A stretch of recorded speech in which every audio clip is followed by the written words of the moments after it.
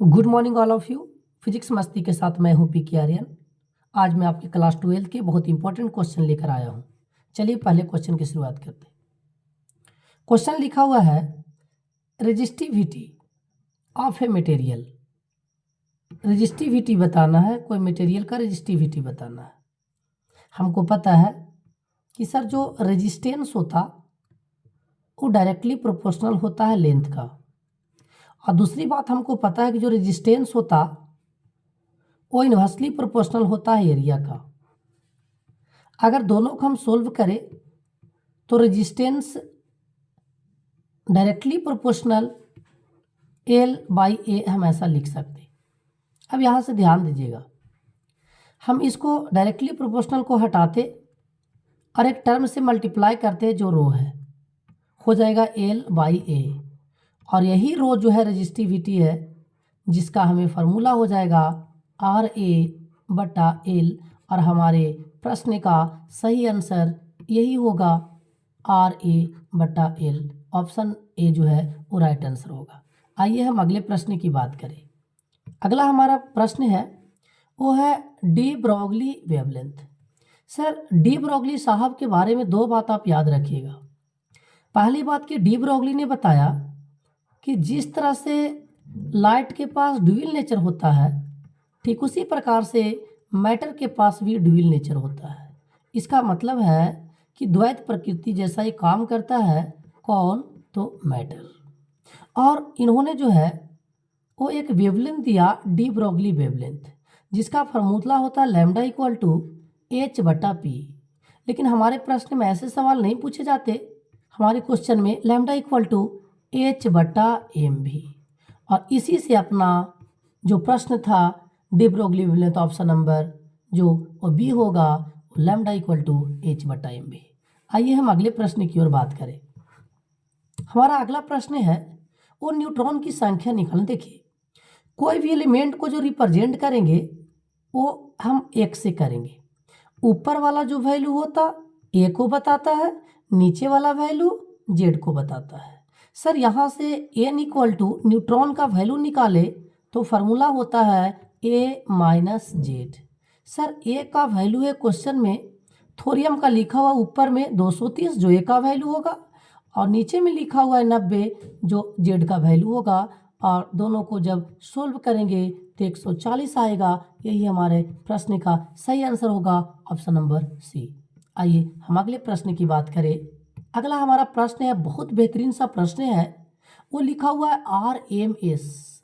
अगर कभी देखें इसका पूरा नाम, तो पूरा नाम होता है रूट मीन स्क्वायर वैल्यू। इसका पूरा नाम है रूट मीन स्क्वायर, और ये रूट मीन स्क्वायर वैल्यू से रिलेशन बताना है कि जो है अल्टरनेटिंग करंट का आरएमएस वैल्यू और अल्टरनेटिंग करंट का पीक वैल्यू क्या होगा। तो देखिए क्या होता है, एक फार्मूला होता है हमारे बीच में आरएमएस का, वो क्या होता देखिए आई आर एम एस। इसका फार्मूला होता रूट अंडर में I square d t by t. यहाँ हम लोग अगर इसको पूरा सोल्व करें तो ये जो आता है वो आता है आई नॉट बटा में रूट अंडर में 2, और इसका अगर हम वैल्यू लिखना चाहे तो 0.707 आई नॉट, ये आपका होता। तो इसके अनुसार ऑप्शन नंबर सी जो है वो सही विकल्प है हमारे इस प्रश्न के लिए। आइए हम अगले प्रश्न की बात करें। अगला हमारा क्वेश्चन है कि ऊंचाई ट्रांसफार्मर, जिसको हम स्टेप अप ट्रांसफार्मर बोलते हैं। देखिए, अगर हम ट्रांसफार्मर की बात करें तो ट्रांसफार्मर एक डिवाइस है जिसका काम ही है कि हाई वोल्टेज से लो वोल्टेज में कन्वर्ट कर देना, और लो वोल्टेज से हाई वोल्टेज में कन्वर्ट कर देना। ये ट्रांसफार्मर एक प्रिंसिपल पे काम करता, ट्रांसफार्मर एक सिद्धांत पे काम करता। उस सिद्धांत जो है वो है EMI।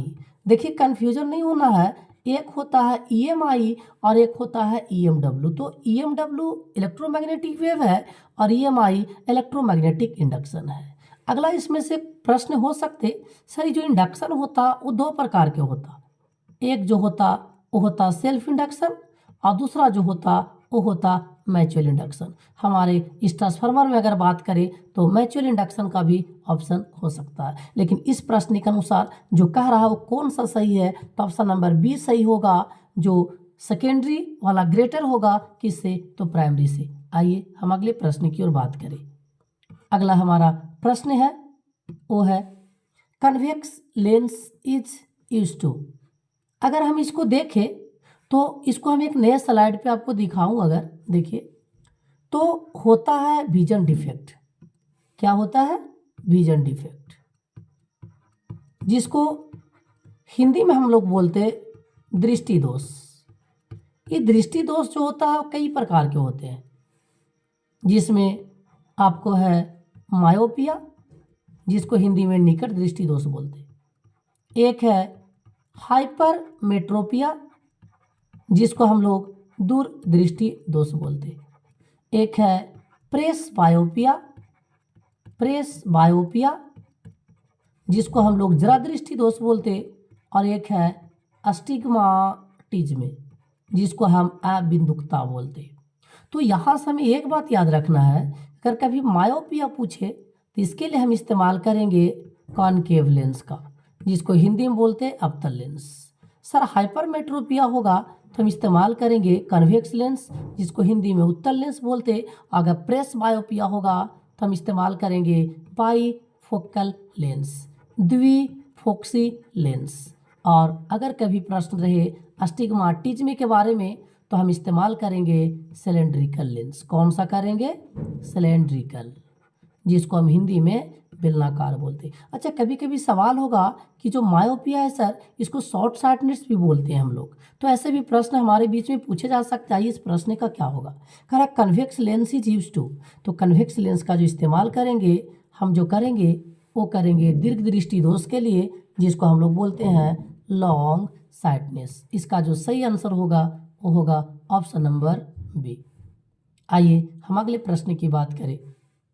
अगला हमारा प्रश्न है वो है आयाम मॉड्यूलेशन। अगर इसको हम देखें तो एक नए स्लाइड पे मैं आपको कोई दिखाऊं। देखिए मैं एक नए स्लाइड ले रहा हूं यहाँ पे और मैं आपको कोई दिखा रहा हूं। देखिए एक जो है वो है मॉड्यूलेशन। ये हमारे बोर्ड एग्जाम का 2 मार्क्स का भी इम्पोर्टेंट सवाल है। अगर सवाल कभी आ जाए कि what is modulation, right it's type, तो ये जो मॉड्यूलेशन है वो 3 प्रकार के यहाँ पे मुख्य रूप से हमें जानना है।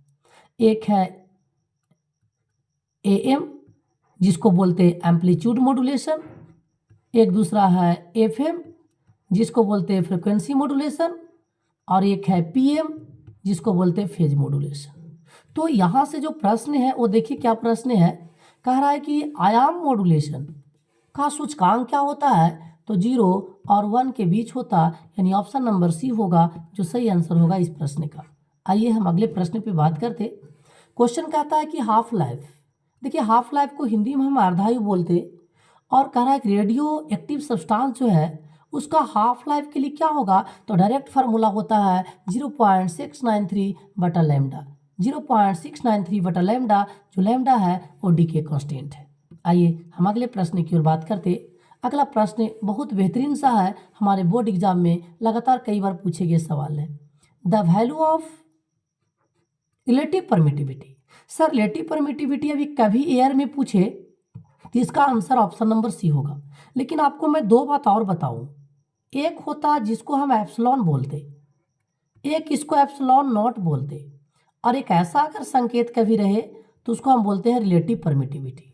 यह है एब्सोल्यूट परमिटिविटी इन मीडियम, यह है absolute permittivity in free space या वैक्यूम, और यह है रिलेटिव परमिटिविटी ऑफ मीडियम। तो इसमें से एक सवाल पूछे जाएंगे कि एप्सिलॉन नॉट का वैल्यू कितना होगा, तो 8.85 इंटू 10⁻⁻12 फैराड पर मीटर, ये जो आपका होता। तो आइए हम अगले प्रश्न की बात करते। इसका सही जो आंसर होगा ऑप्शन सी होगा। अगला प्रश्न है वो प्रश्न है कि विद्युत परिपथ के किसी बिंदु, यानी द अलजेब्रिक सम सर इसमें अलजेब्रिक सम बताना है कि अलजेब्रिक सम क्या होगा, कोई करंट का जब वो कोई इलेक्ट्रिक सर्किट में हो तो इसका आंसर जो होगा वो जीरो होगा। अलजेब्रिक सम जीरो होता है कोई करंट एक पॉइंट में जब हो तो। अगले प्रश्न की बात करें, अगला प्रश्न हमारा है कि एक वर्णीय प्रकाश जिसको अंग्रेजी में बोलते हैं मोनोक्रोमेटिक लाइट। देखिए मोनोक्रोमेटिक लाइट होता सोर्स और दूसरा होता नॉन मोनोक्रोमेटिक। तो यहाँ पे जो सही आंसर होगा वो कलाएं समान होंगे, फेज आर इक्वल होगा, इसका मतलब फेज जो है वो कांस्टेंट होगा, इसका राइट आंसर यही होगा। अगले प्रश्न की बात करें, अगला प्रश्न है बहुत इंपॉर्टेंट, मोबिलिटी जिसको हिंदी में क्या बोलते, गतिशीलता बोलते। इसका जो सही होगा वो होगा वो mu equal to we d by a. इस प्रश्न का सही आंसर होगा। मोबिलिटी के बारे में 2 मार्क्स में भी हमारे सवाल पूछे जाते हैं कि व्हाट इज मोबिलिटी, ऐसे सवाल हो सकते हैं। गतिशीलता क्या है। अगले प्रश्न पे बात करें, अगला प्रश्न हमारा विद्युत चुंबकीय तरंग की प्रकृति होती है। देखिए विद्युत चुंबकीय तरंग की जो प्रकृति होती है वो ट्रांसवर्स होती है। अगर मैं यहाँ से एक नए स्लाइड में आपको बताऊँ तो आपको एक तरीका याद रखना है, क्या है तो है Reliance mobile is very useful for x and gamma. ये आपके सीरीज में है। सबसे पहला आर का मतलब रेडियो वेव है, एम का मतलब माइक्रोवेव है, आई का मतलब इंफ्रारेड है, वी का मतलब विजुअल है, यू का मतलब अल्ट्रावायलेट है, एक्स का मतलब एक्स रेज है और गामा का मतलब गामा रेज है। सर यहाँ से अगर हम बात करें तो ये सब एक सीरीज में है जो सारे के सारे विद्युत चुंबकीय तरंग की श्रेणी में आते हैं। आइए हम इस प्रश्न की ओर चलते। तो प्रश्न कह रहा था कि विद्युत चुंबकीय तरंग की प्रकृति कैसी होती है, तो प्राकृतिक जो होती है वो अनुप्रस्थ होती है, ट्रांसवर्स होती है। आइए हम अगले प्रश्न की ओर बात करें। अगला हमारा प्रश्न है वो है कि कार्बन प्रतिरोध, बहुत इंपॉर्टेंट, कार्बन प्रतिरोध का रंग कोड यानी कि वैल्यू बताना है सर कि येलो कलर का कलर कोड क्या होगा, येलो कलर का कलर कोड क्या होगा। तो आपको मैं एक बताऊं यहाँ से, तो एक इसका ट्रिक है, क्या है, V V Roy, V V Roy in Great Britain.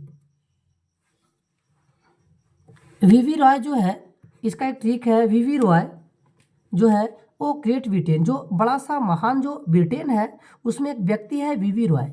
तो ग्रेट ब्रिटेन के लिए हम लिखेंगे जीबी।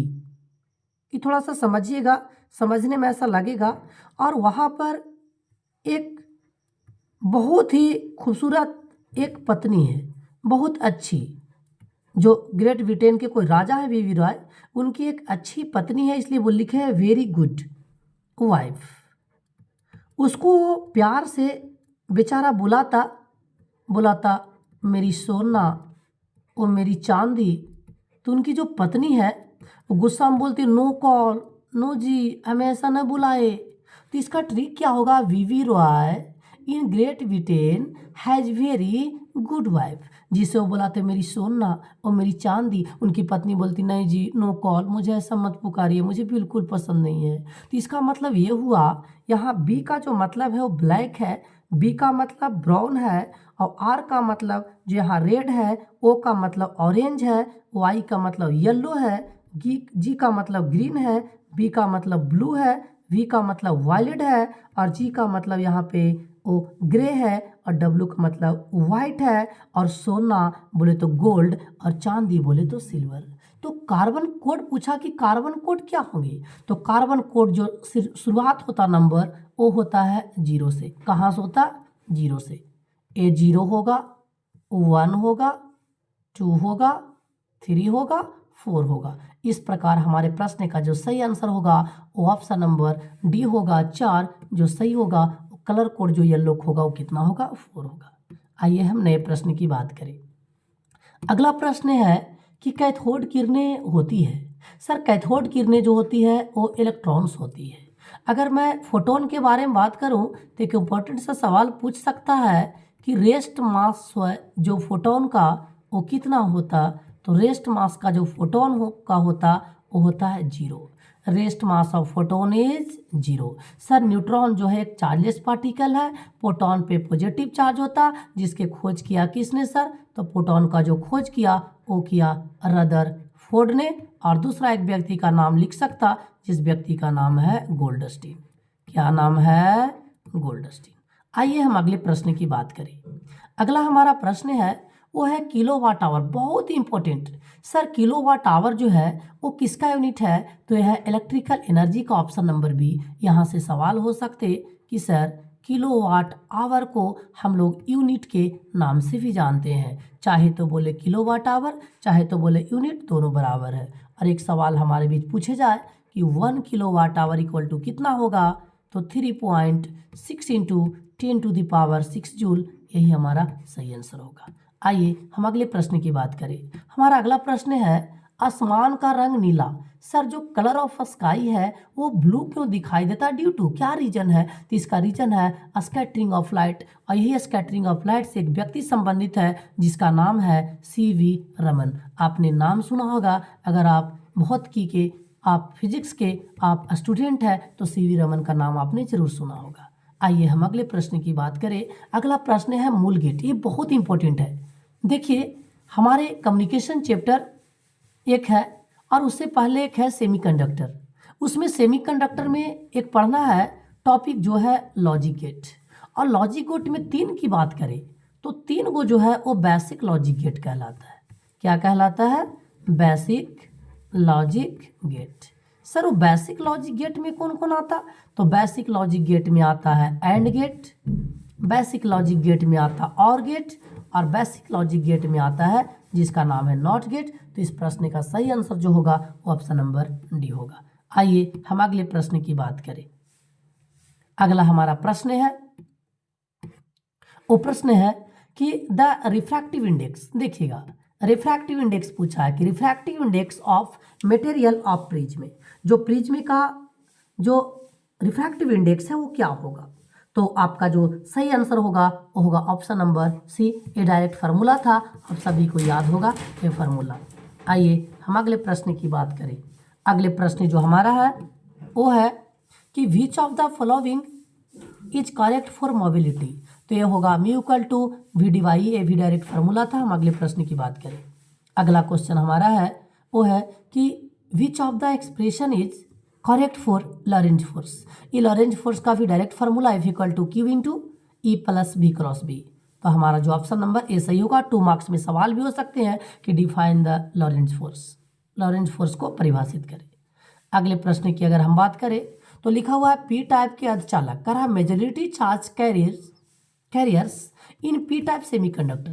पी टाइप सेमीकंडक्टर में जो करंट कैरियर होते हैं वो क्या है? तो इसका जो सही आंसर होगा होल्स होगा। इसका मतलब होल्स पे डिपेंड करेगा, होल्स के कारण पी टाइप का सेमीकंडक्टर। अगले हमारे प्रश्न है वो है atomic number decreases when alpha particle is emitted from the nucleus. देखिए जो रेडियो एक्टिविटी है उससे 3 प्रकार के रेज निकलते, एक अल्फा निकलता, एक बीटा निकलता, एक गामा निकलता। अगर गामा की हम बात करें तो ना तो एटॉमिक नंबर में कोई चेंजिंग होगी और ना तो मास नंबर में कोई चेंजिंग होगा। और अगर हम बीटा की बात करें तो बीटा में 2 प्रकार समझना है, एगो है बीटा पॉजिटिव डीके और एगो है बीटा नेगेटिव डीके। अगर बीटा पॉजिटिव बात करेगा वो बात करेगा जोड़े के, हम बात करेंगे घटावे की, और अगर वो बात करेगा घटाने का हम बात करेंगे जोड़ने का। बाकी मास नंबर में कोनो परिवर्तन नहीं होता। और जो अल्फ़ा की बात करें तो अल्फ़ा के एटॉमिक नंबर होंगे उसमें 2 का इंक्रीज होगा, और जो मास नंबर होगा 2 का डिक्रीज होगा, और मास नंबर होगा उसमें 4 का डिक्रीज होगा। तो इस अनुसार पूछ रहा है कि एटॉमिक नंबर डिक्रीज करेंगे अल्फ़ा पार्टिकल के लिए, तो अल्फ़ा पार्टिकल का जो होगा वो ऑप्शन नंबर बी होगा 2। आइए हम अगले प्रश्न पे बात करें। हमारा अगला प्रश्न जो है 29 ही था, 30 क्वेश्चन नहीं थे, 29 थे। चलिए तो हम इस सेशन को यहीं पे समाप्त करते। अगर हमारी सेशन आपको अच्छी लगी हो तो आप like, comment, share and subscribe जरूर करें। धन्यवाद।